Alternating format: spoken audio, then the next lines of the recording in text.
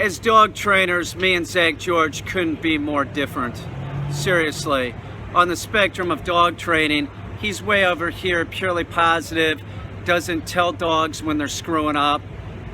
It's absurd. It's an absurd approach to dog training. It's just to tell people what they want to hear.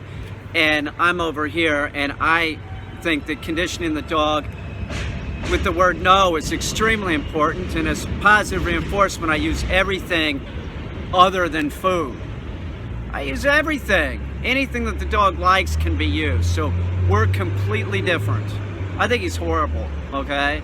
It's not helpful to canines. Now, we do have a similarity, and the similarity is this, that, and I was told this by several people, that he does not respond to people's questions underneath videos. And I won't do that either, and I'm going to explain why. It's a waste of time. It's never utilized. People don't utilize dog training unless they pay for it. That's true.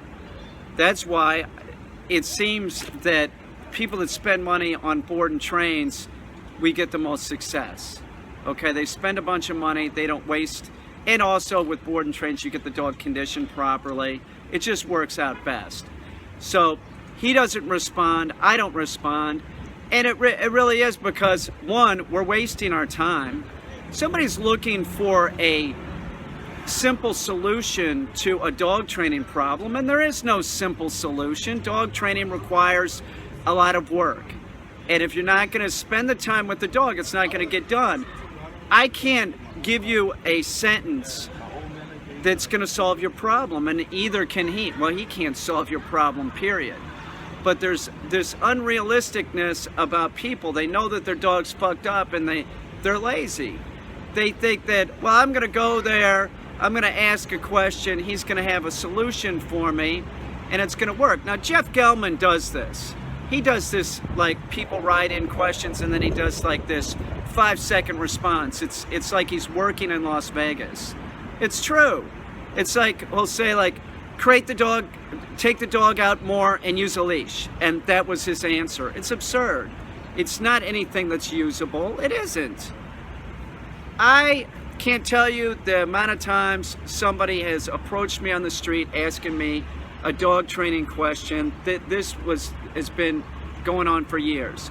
If you stop and talk, let me give you an example. This woman with a Cocker Spaniel walks up to me about 5 years ago, starts asking me questions because she's having problems with her dog. She's still having problems with her dog. I saw her yesterday. She has the Cocker Spaniel. She has it on a harness and a flexi lead. I said, the first thing you need to do is get the dog off the harness and stop using that flexi lead. This is 5 years later. She's still having problems with her dog. She's still using the harness and still using the flexi lead. See what I'm saying? I wasted 25 minutes, a half an hour talking to this woman. She couldn't do the most simple thing. She couldn't go to Petland and go get a proper leash. She couldn't put the dog on a collar. It's a waste of my time, and I'm sure that Zak George looks at it as a waste of his time. He does. He's probably doing something else, and it's probably unrelated to dog training. Seriously. So he has his own life. He only has about 200 videos, I think, and he's making hand over fist over them. They're all old. Like every once in a while, evidently, he puts a video out. But he has a life, like I have a life, where I actually train dogs. So why am I going to waste my time trying to appease the YouTube subscriber, telling them bullshit that is going to be non-effective? You give no information under the video, and I'm supposed to be like a mind reader like Jeff Gellman and give you some kind of Spengali routine to appease you so that you'll subscribe. I'm not going to do it. First of all, I've already said this, that, I don't care if you subscribe or unsubscribe. I don't give a shit. Fuck off. I have videos, and if you have a problem with your dog and actually have enough time to train the dog, like say you don't have a child and you're going to want to make an effort to train your dog, I have a search bar on my channel. I have 3,500 videos. Like 2,500 are on dog training. If you put something in the search bar, something's going to come up. I have some asshole asking me about raw diet the other day, and that's actually ongoing all the time. The dog has diarrhea, and they want to know what, they don't think that they're doing anything wrong. Let me tell you something, if your dog's on raw diet and it has diarrhea, you're doing something wrong, because dogs on raw diet do not have diarrhea. Dogs on pet food have diarrhea, all right? I'll tell you one thing, you don't transition the dog into raw diet. You stop giving pet food. It's a fact, But we're on the subject. If anybody sees this and you're having a problem with your dog and it has diarrhea, it's probably not enough calcium. If you're giving hamburger or ground chicken, it has no calcium in it. Bone is part of their diet. Don't even use bone meal. Use regular calcium. But what's even better is to use bone-in chicken. Raw chicken is safe for your dog. Raw chicken bones are safe. Cooked chicken bones splinter. Or you're overfeeding the dog and giving it diarrhea. Or you're giving too many organ meats. You need to build the dog up to giving it liver. You give it a bunch of liver. That has no calcium in it, by the way, so you have to add calcium with that. But it's too much. You build the dog's probiotics up in its stomach by giving it chicken. If you start out like, I'm gonna give the raw diet, and you start giving them everything, right? Just give them raw chicken for the first month. Just raw chicken.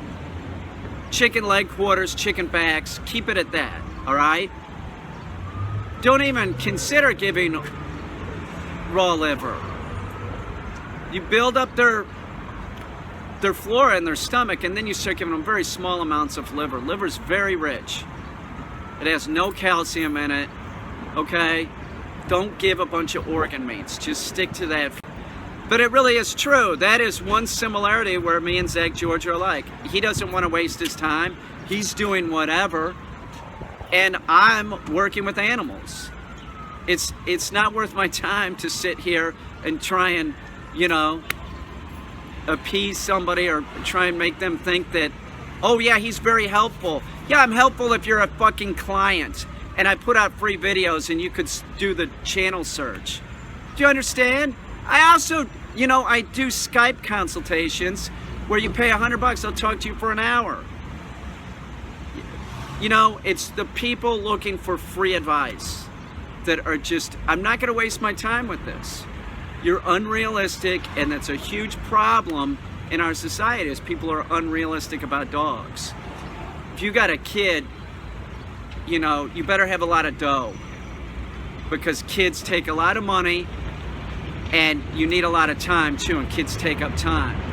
So maybe you should think twice about getting a dog. And I would think twice about riding underneath Zak George's video looking for help because he's incompetent. It's the truth. Ask your trainer if they work with aggressive dogs. I bet Zak George doesn't work with aggressive dogs. All these purely positive dog trainers, they don't work with aggressive dogs. One, because they can't.